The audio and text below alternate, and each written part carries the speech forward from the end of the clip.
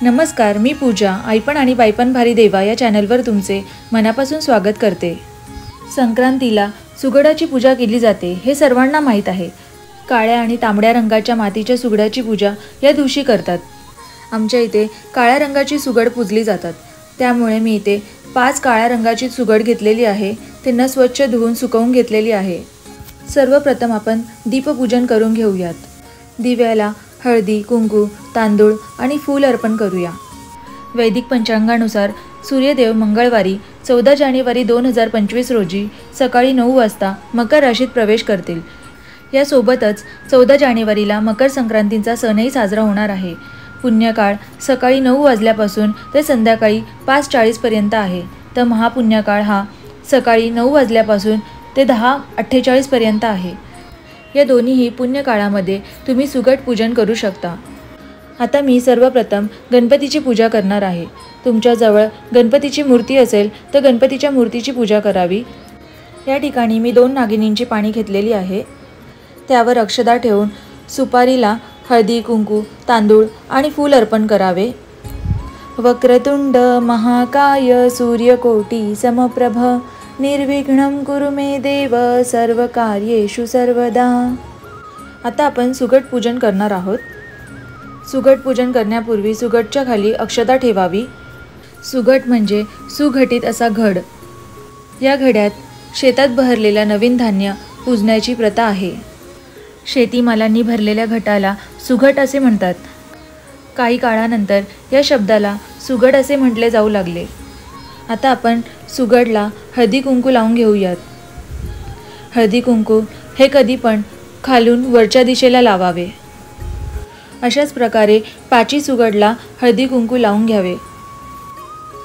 भारत हा कृषीप्रधान देश आहे, त्यामुळे भारत देशात कृषी व्यवस्था व त्याच्याशी निगडीत अनेक सण समारंभ साजरे केले जातात।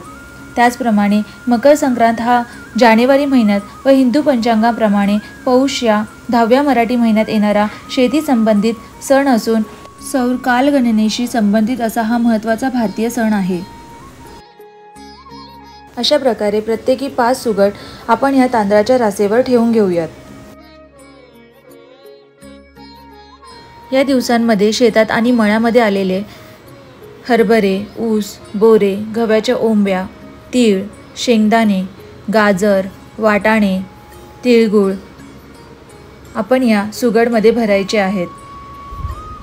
मला बाजारामध्ये गव्हाच्या ओंब्या मिळाल्या नाहीत, त्यामुळे मी या ठिकाणी गव्हाच्या ओंब्या घेतलेल्या नाही आहेत। हिंदू धर्मात संस्कृती, परंपरांमध्ये सण उत्सव, व्रतवैकल्पे यांना अनन्यसाधारण महत्त्व आहे। नवीन वर्षातील पहिला मोठा सण म्हणजे मकर संक्रांत। देशभरात हा सण वेगवेगळ्या नावांनी आणि पद्धतीने साजरा करण्यात येतो। मात्र महाराष्ट्रात या सणाला विशेष महत्त्व असून मकर संक्रांतीचा आदला दिवस, मकर संक्रांतीचा दिवस आणि मकर संक्रांतीचा दुसरा दिवस अशा या तिन्ही दिवसांना खास महत्त्व आहे। अशा प्रकारे या 5 सुगडमध्ये धनधान्य भरून झाल्यानंतर त्याला हळदी, कुंकू आणि फूल अर्पण करावेत। त्याचप्रमाणे सुगडाला तिळाचे लाडू आणि हलव्याचा नैवेद्य दाखवावा। सुगडला धूप दीप दाखवून नमस्कार करावा। मनात काही इच्छा अपेक्षा असतील तर त्यांच्याकडे मागाव्यात। सुगडची पूजा झाल्यानंतर काही ठिकाणी हे सुगड महिलानंतर 5 जणींना वाण म्हणून देतात। सुगड पूजन झाल्यानंतर साडीच्या पदराने अथवा ओढणीने सुगड असे उचलावे। एक सुगड घरातील मंदिरामध्ये ठेवावे। त्यानंतर तुळशीला हळदी, कुंकू, तांदूळ आणि फूल अर्पण करावे। त्यानंतर हे सुगड देवीसमोर ठेवावे। सुगड हे धनधान्याने भरून झाल्यानंतर देखील ताटामध्ये थोडंफार धान्य ठेवावे। ताट हे रिकामी ठेवू नये। त्यानंतर दोन्ही मुठीत धान्य घेऊन खालून वरच्या दिशेला सीतेचा वौसा, रामाचा वौसा, जन्मोजन्मीचा वौसा असे 3 वेळा करून देवीला ते अर्पण करावे।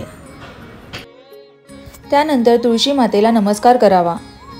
अशा प्रकारे हा वौसा तुम्ही मंदिरात जाऊन आई, काकी, सासू, नणंद, मामी, वहिनी यांपैकी कोणालाही देऊ शकता।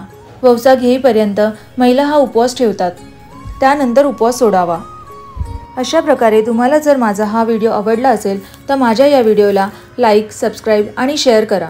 थँक्यू।